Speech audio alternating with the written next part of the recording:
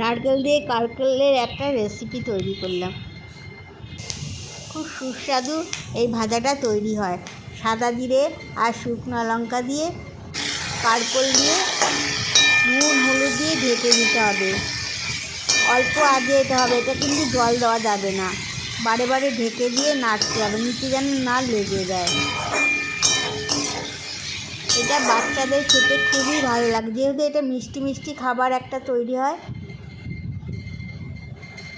বাড়িতে কেউ চলে আসলে সঙ্গে সঙ্গে এটা তৈরি করে দিতে পারবেন দুপুরবেলায়।